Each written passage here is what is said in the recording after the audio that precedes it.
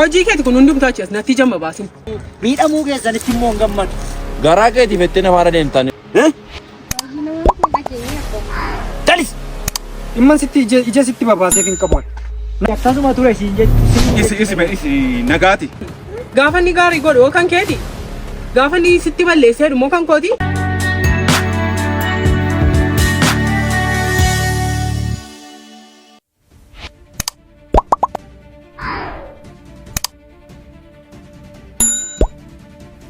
Gamme. Abbaa gammee. Gammeen horii ilaaluu ka'e. Horii mana ilaalala. Ani mama na baanani tu horii ilaaluu deeme. Anumtuu tun dhawu horiin bishaan obaasee deebi'ee bahe abbaa gamme. Siree kana bultii qaba jennaan dide. Harka akkas godhatee ta'a. Anumti mana baanana booddee ka'e. Maalan godhaa? Sii kan mucaa kana mataarta ol na baasee natti taphachiisaa jiru. Yeroon mucaa kana itti dheekkamu sii kana jala kaawwatee gammee koo jetta. Ammaa ta'u mana kana keessaan jedhee man. Ati mee erga gaafa mucaan kun of bareeti. Gaafa inni gaarii godhu kan keeti. Gaafa inni sitti balleessee dhumoo kan kooti. Inni argatta si abboo mama si hojjetu maal si godhe immoo mucaan kun. Mucaa kanarraa erga bin dhalatee yen gaarii ma tokkorraa hin agarreen. Gaarii ma sakamii godhee. Ani mee yookaan malcha gannaa dhiisaa yookaan immoo gadi isinii dhiisaan. Ilaa torban lama qabbaneeffadhee mantii taa'en sammuu naagaa. Maal ani gubannaa matangalaan gaafa galu mana kanatti. Akkas ture durii akkas ture jaalli keenyaa. Isinuma ta'uu fide maalan beekan abbaa gammee dubbisi. Ana dubbicha kan fide anuma. Ana fideere. Akkas tan ammaarree gadi isinii dhiisaa manicha. Ila taa'ame oluu fudhadhaa xiqqeessite. Maal mana kee dhiiftee maal deemtaa? Nan deema deemiina manaaf hin galle malee ati baay'een nan fuudhaa jechuudha kun. Kanu.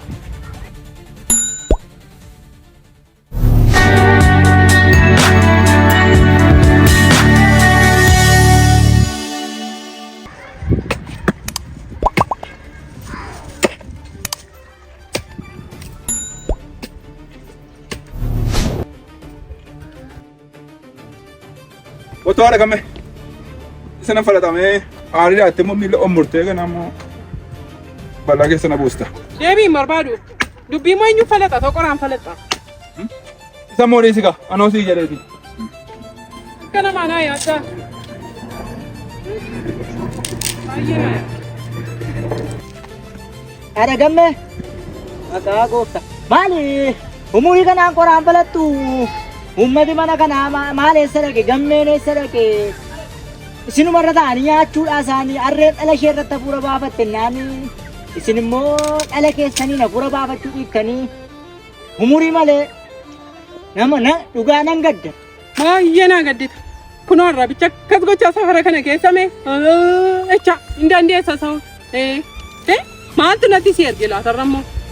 Ati mee utuma mana koo dhufuu baatte nagaama kee iddooma jirtutu jiraatte. Haadha gammee sa dhugaan isinitti maanii akkas hin jettan kana miti maal isin dur yeroo xinnummaa kootii na nyaachiftanii na obaaftanii na guddiftanii olmaa guddaa na biraa qabdu irra ammoo odeessituu maaloo yeroo jettanii namatti hin tolu dhugaa ani immoo gammee caalaa isin ergamuu isin gargaaruu nan danda'a kennaame isin gargaara kennaa. Sin gargaarattee ulfaadhachuu mati. Maaliif taree jaallatamu amattuun duruma jaallatamti kan hunduma na jaallatatte duma mana koo dhufuu baatte iyyuu gargaarsa naa caala naafuu sana gargaartu irra naa caala. Asuma dhufuu dhiisime. Dhiisaa dhugaadha gammee akkasiin haasoftan kana ani hamaa miti. Ani tuun dhala keessan ta'eeratee waan baay'een sin hojjedha waan baay'een sin gargaara. Akka gammeellee sin hin gubu abbaan gammeellee badaa Omaan jedhan isaan gaariidha.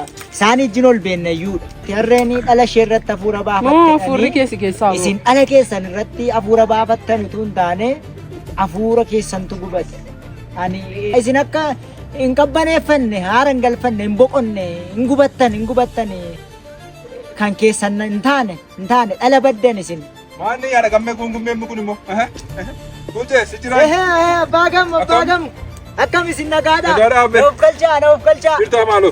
Maal balleesse maal bulcha. Daa waaqayyo. Akkam. Akkam isin. Nagaadha. Birtuu fayyuma. Naguma. Birtaa. Akkam isin. Akkam nagaadha. Fayyaadha. Dhiifama guddaa. Maal akka tokko. Maal abbaa gammee dhugaa baga nagaan galtan utuun dhufeessin ilaalini mana sirreessaadha gaafa galtan dhugaa annama miti ibsa dhugaa. Maali rakkoo maali qaba kun nuuf waan haaraa miti. Maal waan haaraa miti gaa Dhugaan immoo hin galaga. Dhugaadha abbaa gamme dhugaan hin galaa dhugaadhaan garuu nama miti maaliif namni waliijjin nyaatee waliijjin dhugee namni iddootti ol beekuu qabu akkamittiin naqee utuu waliin gaafatin isin ani akkuma ijuma keessan dura dhaabachuun naan malu ture. Ilaamee ati mee utuuko waanuma tokko rakkatiin akka rakkina keessattuu nan beekaa an kanas komadhaan abbaan gammee kanas hin komatu waan tokko iyyuu ati garaan kee qulqulluudha akka dhuftu beeka akka raftee mul'ee beeka maal bulchee waan akkasii waan tokko nama tokkotti qabu maal rakkina tokko qabu dhiisa ati kana dhiphatin irra maaloo mee noorme. Mucaa boofaa kanaan noorii jedhaa kun wayirra buusuuf dhimma gurbaan kun gaarummaa kun ergamee dhufee an beekan bulchaan kun abbaa tola isaa tolii malee wayirra buusuuf deema nooreedhani gowwaan kun immoo. Maalan nooraa miti isa dhugaati akka nama qulqulluu ta'e isin iyyuu beektu dubbattanii turtanii ani akkasin baay'ee na jaallattan beekaa jaalala isin naaf qabdan beekaa isa dhugaati yeroo mana dhaqee yeroo iddoo tokko wajjin nannullee na gorsitu ati ganaadha ola deemaadha akkasii kanaafiyyuu kana gochuu qabda ganaa waan baay'ee si eeggatettanii na gorsitu ani gorsi keessanii yeroo hundumaa fuula koo dura dhaabata fuula koo duraatiin badu abbaa gamme garuu waan turaadha isa abbaan tolosaa qabeenya isaan daatee yeroo hundumaa isin irratti dhiibbaan ni geggeessu mana keessan buqqaasu dhala keessan buqqaasu yaadutu na dhibee laarsa eengadda isin hin jirtan hidhee fuudhee mucaa harka cabsee isiniin immoo fuudhee mana hidhaatti darbate kun gara jabeenya hamaadha isa dhugaan ittima gara jabeenya hamaadha ani immoo waan akkasii gaafan ilaalu baay'ee naara natti hin tolu. Afachume abbaa tolosaatu gammee koo harka cabse akkanaan jedhaartaa. Abbaa gammu dhugaadha. Gammee keessan kan kaakkee abbaa matolosaati garuu isa takkeedha isatu natti men jedhinaa malee mucaa keessan isatu harka kaakkee anamma baay'ee naare isa dhugaati yeroo inni dhaqee mana hidhaatti isin darbate mataasaa anaanii garaacha kootu na gubate nan bulluqe keessa kootu na gubate kanaafiyyuu amma furmaata wayii itti gooneetu iti namicha kana akka inni qeerraa isin hin buqqaafne akka inni dhufee qee keessan hin dhaabanne hala kaa'uu qabna oliijin mari'achuu qabna maaliif namni calliseedhuma namarratti hamaa yaadu namni namarratti nama balleessuu yaadu akkasuma ture isin jechuu isiniin jechuu isi nagaati akka gootu achuma tola gala tole antu kun dibali walumaa jirin deemnu dhufaa beemsuun achitti na jafaa kottaaga sinin eega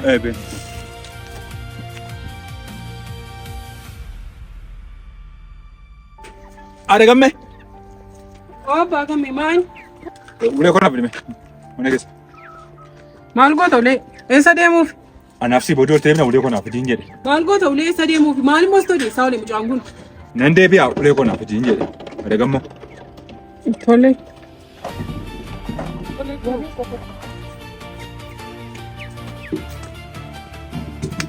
wayyoo ana har'a balaa bu'e mana kootti maal gochuuf deema eessatti geessaara gurbaan kun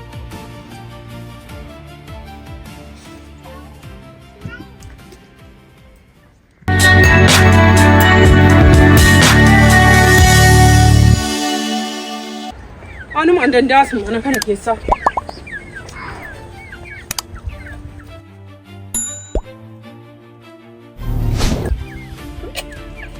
gurbaa eessa oltee dhuftati immoo abbaan kee sababa keetti aga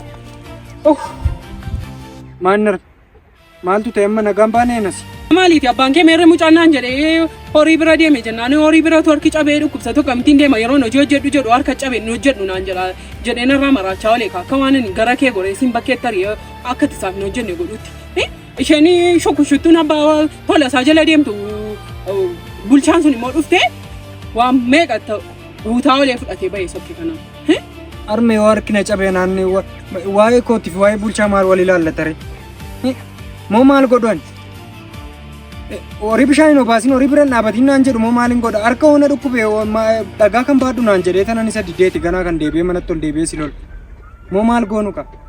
Hojii keeti kun hundumtaa achi as natti jamma baasin maalan godhe naan jetta waan barbaade gootee kaate eenyu fide dubbii kana hundumaa. Xiqqumatti balleessaa keetti naan hin jedhii naanaan nagaa na arme dhimman sitti ija sitti babaaseef hin qabu naga iddoodhuma kana yeroo kana booddee dubbii abbaas hin barbaadu. Xiqquma waa badee nama mana kana keessa sintu balleesse eessa oolte eessa baate ijoolleedhaan kana booddee dubbiuma keessan hin barbaadu na dhiisana. Naanuu nagaanuu nan faladha dhiyootti. Maata koo beekamu. Harmee jibba kee qabaadhee miti garuu maaliif inni jibba abbaa maaliin balleesseeti kana hunduma akka ati hartu hin barbaadu. Dhugaa Waaqayyo. Soobii garaana laaffifaduu natti qabadhu. Nagaa naannoo jiraachuun kana booddee anu beekama na koo. Waan jiraachuu dadhabe boduun dadhabu siniif amantasu.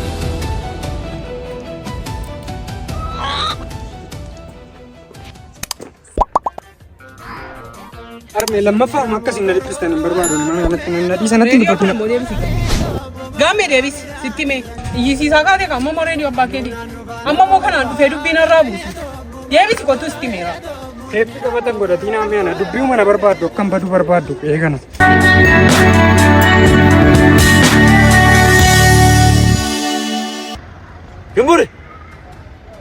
Shimburi! Yaa shimburi! Ho'atti arame gadi barsite. Amma qabeenya hamma kana ga'u.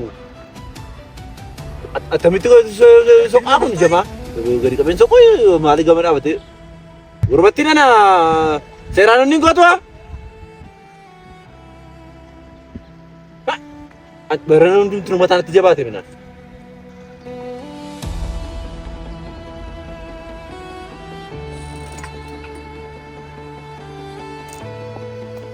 Dhibba meeqa si waamuun qaban sagalee koo dhaggeeffachuudhaaf hawwachuudhaaf. Talis! Utuu kan eenyu ta'e moo beekta? Gurri kee ala dhaggeeffata. Yoo ettee kaata lafaa tuqtaatte. Kan koo wanta mini kanatti yeroo meeqa dabarsitu? Maalin godhee abba? Si. Gammeensiif abbaan gammee qabeenya koo kanaaf. Na ajjeesuudhaaf mana koo roole kenna kan isaan marsanii. Lolaa kunoo ittiin riqicha ittiin ijaaru sana baatanii gara isaa ittiin deemanii. Waan biraa miti qabeenya koo abbaan gammee qabeenya koo gammeensiif. Ani qabeenya koo irraa du'uur ati du'uu wayya. Yeroon si dhashee namni na bira hin jiru. Yeroon si guddise namni na bira hin jiru. Ana. Lafan si buusaa seenaa waala. Ani du'ee jedhee nuftee qabeenya koo dhaaluurra siin dhaaluurra ati duutee. Si awwaalee qabeenya koo irratti hafuunaa wayya. Ijoollee qaba. Tolosaa qaba laa kunoo ilma koo. Qaba jira tolosaan kan qilleensa irra keessa gaggalagalu. Yookiin immoo biyyaan si baasa. Lafa iji koo si nagarran si geessa. Ani hindu situ du'a. Yookiin immoo biyyaan si baasa. Biyyaa baata. Amma waan gochaa jirtu keessa dabii bayi. Dabii keessaa fuudhu. Kanan ta'u taanaan tarkaanfisa dhuma. Deeja kun guddis badii wayii. Guddis badii. Afachuu. Mun si raawwachiisa malee gadheenti dhufti qabeenya kootiin sirbitu nan saamtu gadhee laafu man si buusasi isa na saamuudhaaf natti marmaarti ishee dhumti qe'ee kootti marmaartu kunumti iyyuu ana nan shakka ishee mayyu ishee manatti marmaartu kanan shakkaan. Baatolas! Maal si saaree hin ta'a gurbaa? Maal qofaa softu? Warra hojii hojjettu kanatu yeroo malee hojii keessaa baanattee mataa na dhukkubsiti. Sagoo sanaa saa gurbaa. Akkam immoo nagaa keessanii? Gurbaa? Nagaadha. Nagaadha gurbaa. Dhugaadha nagaadhaan jiraachuun keessanii na gammachiisa baatolee koo. Sinirratti karoorfatanii sinirratti waa qindeessaa jiru. Ani immoo jirtuyyuu hin seene dhugaadha jiraachuun kee ani na gammachiisa. Maal qindeessu? Maal kan qindaa'u? Hojiin hojjetanii? Misoomsanii kunoo? Kakoo isan qindeessanii hojii. Kan hoomaan qabne maal qindeessiti? Kunoo kakoo kunoo taanii hojiin hojjetanii. Isa abbaa tolosaa. Isuma isin hojjetattan kan akkasin hin nyaanneef akkasin itti hin jiraanneef abbaan gammee shiran isin irratti xaxee qotiyyoo koo isa burree moo isa adii gurgureenii shugguxii wayii bitadha jedhee maal gootu maal ittiin gootu shubbuxe naane abbaa tolo isaan lafa buusanaan jedhe isa dhugaati ani baay'een gaafa isaan akkas naan jedhe ani jirtu jedhee yaanne isa dhugaati kanaafan dursee sin arguu fedhe maaliif akkasin of eeggattaniif akkasin mana keessa dhokachuu qabdu nama wajjin deemuu qabdu akka hordofamaa jirtu waan ta'eef hordoffii kana jalaa ooluudhaaf qabeenya horattan kanatti jiraachuudhaaf akka qabeenyi keenya sin jalaa hin banneef of eeggannootu sin barbaachisa. Abbaa gammee isuma ilmi isaan talaqoon fuudhadhee sirbu sana. Maarree intala keessanitti sirbaame shumbureetti gammee ayi gammee. Humnaa ololu taala gammeen. Surree ishee fanniftee haara kuttuka. Itti mi gorsi hojii hojjedhaa. Midhaan nyaadhaa bulaa. Isatu dursa hojjetanii midhaan nyaatanii bulu. Yoo ta'u baate narkaa baate malee tokkoon tokko ishee kun funaanee itti naqataa. Baatolos akkasin jedhina isa dhugaan sinitti ma anammani baay'eema waan isin hin jaalladhuuf baay'eema waan isinitti quufanini kuni godhamaa jira waan ta'eef of eeggadhaan jedhe isin immoo na nyaachiftaniittu na obaaftaniittu na guddiftaniittu dadhabbii na biraa qabdu isa dhugaati kanaaf yeroo deemtan illee utuu anaa jimmanaa baatanii utuu namaa jimmanaa baatanii qofa akka hin deemneef ilaa namni ragaadhaaf illee nama barbaachisa waan ta'eef qofaa manaa hin bayinaa waliijin deemnaa kaa ammayyuu xiqqoo mashoolii gad deddeemnee waan tokko lama hin deebinaa kanaaf iyyuu qofaa deemuun isin hin barbaachisu. Ati seeraa makeeffatteeti. Ani eenyu nuun sodaadhee hin beeku. Hin sodaannes gootummaa yoo ta'e beekta. Asiin baanatti asiin hin ba'u. Yaadi kee ba'eessaa. Asiin hin ba'u asiin baana. Asumaan baana asirra nu wayya asumaan baana. Asiin baanaan jedhe waan asitti muna dhageessa. Asii waan qopheeffatteertu jiraachuu dandeessanii. Ani immoo asiin hin ba'a. Asiin baana. Tole hin deemna kanaaf isin jettan deema. Gaadha abbaa tolo isaan kanaaf hin jedhe malee isheen lama tokko isin ijjiin fudhadhu kuni anaaf waan guddaadha. Isinirraa balaa itti isinirraa rakkoo itti kanaaf malee ani miidhamuu keessanitti immoo hin gammadu. Garaa keetiif ettee nafaara deemtaan eenyu nuun gabbaru nama hojjetee jiraatudha.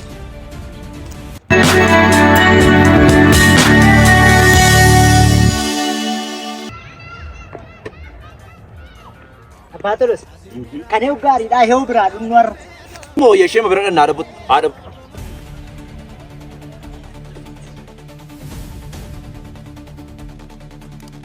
Adda keessa buusaa. Kutaa 11ffaa torbee dhufu nu eegaa. Subscribe godhaa galatooma.